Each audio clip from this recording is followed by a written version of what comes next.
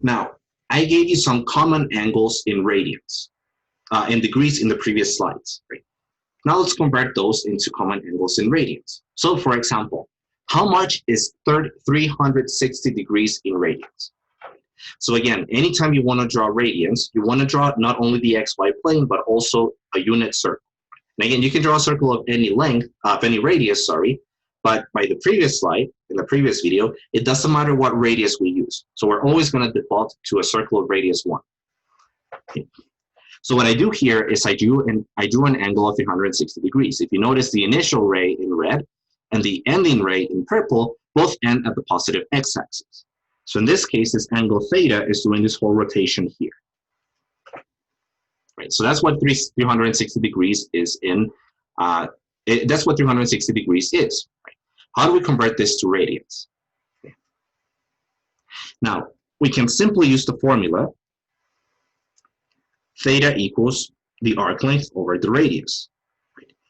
Since we're always going to assume that r equals 1, what that means for us is that this formula simplifies to theta equals s, where s is the arc length or the length of the arc.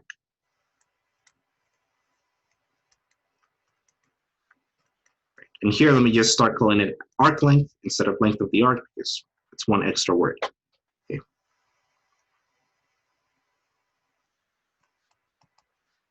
Okay.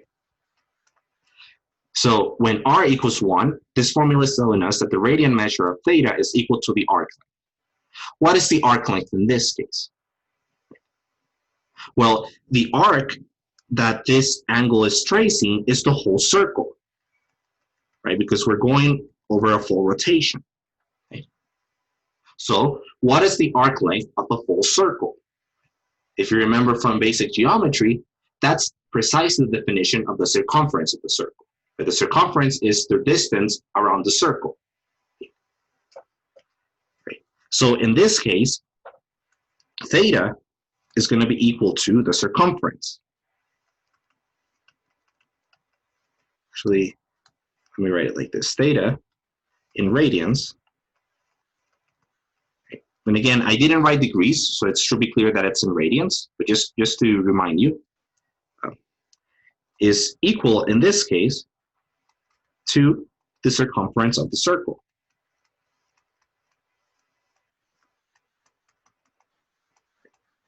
If you remember from basic geometry, what's the formula for the circumference of the circle? Since circumference is given by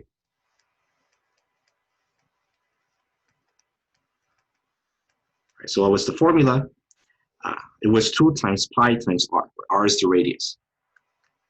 And r equals 1, right, because we're working with the radius of a circle of radius 1, then the circumference is equal to the radian measure of the angle, which is equal to 2 pi, right, because r is equal to 1.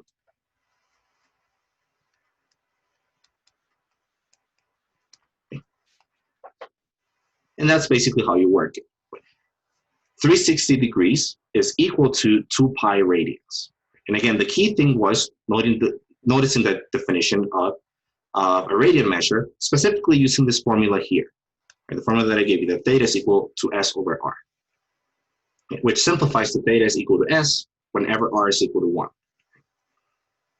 Okay, so 360 degrees is equal to 2 pi radians. From this, we can conclude a bunch of other things. For example, so 360 degrees is equal to 2 pi radians. If we divide 360 by 4, we get 90. Right. This should be equal to dividing 2 pi by 4. Right. 2 pi divided by 4 is pi over 2. Okay. If we divide 360 by 1/2 to get 180 degrees, that should be the same as dividing 2 pi by 1/2, or multiplying by 1/2, sorry, divided by 2. So 360 divided by 2 is 180. 2 pi divided by 2 then is equal to pi,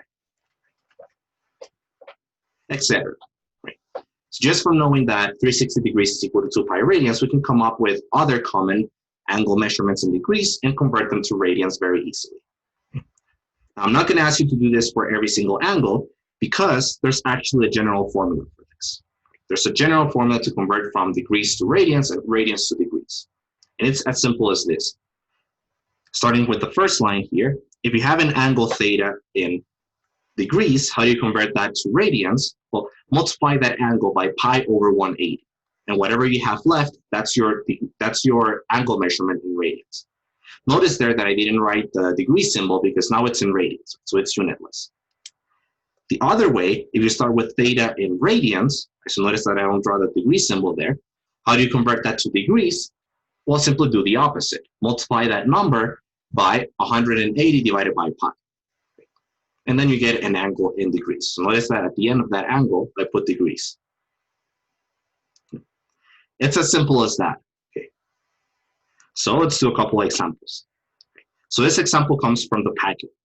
So example 3, convert 221 degrees to radians and 13 pi over 4 radians. Again, there's no unit there, so you know it's radians, 2 degrees.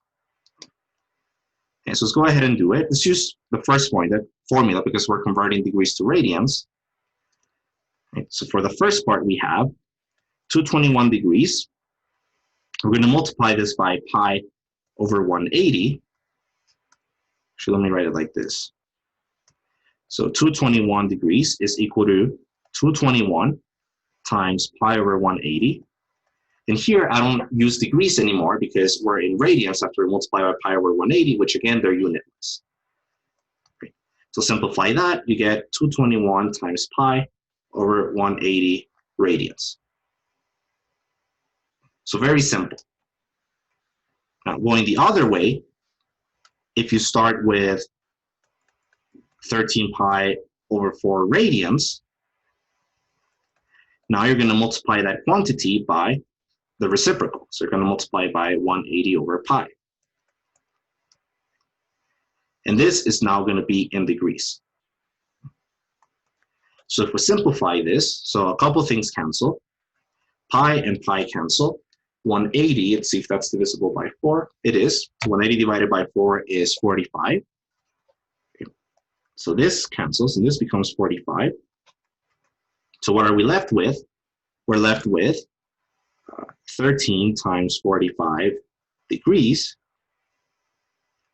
which is equal to, just plug that into your calculator, 585 degrees. So again, very easy now to convert from degrees to radians or from radians to degrees. Just remember these two conversions here. Now, I'm going to introduce unit circle.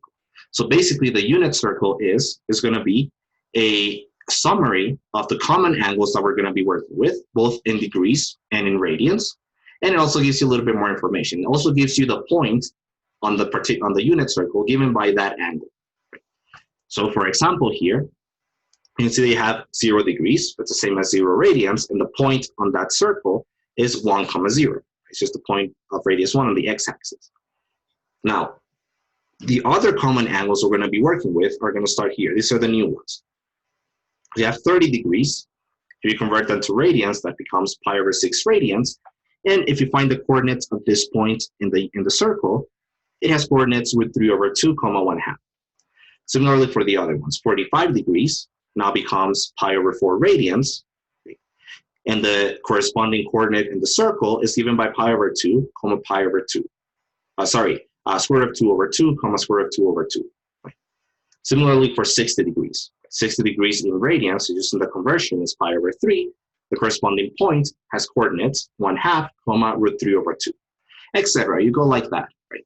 But basically, these are the angles that we're going to be working with. These are the only ones that we're going to be, so I won't require you to memorize them, and make a note about that, because exams are going to be open notes and open books. There's no reason to memorize it. But these are the angles that we're going to be able to compute just by hand. Okay, so if I tell you what is the point on the circle, the coordinates of the point of the circle corresponding to an angle of pi over 3, you need to know, okay, that's going to be 1/2 over root 3 over 2. Any other angle that we work with, it's not going to be as easy, but these are going to be our common angles. So our go-to angles.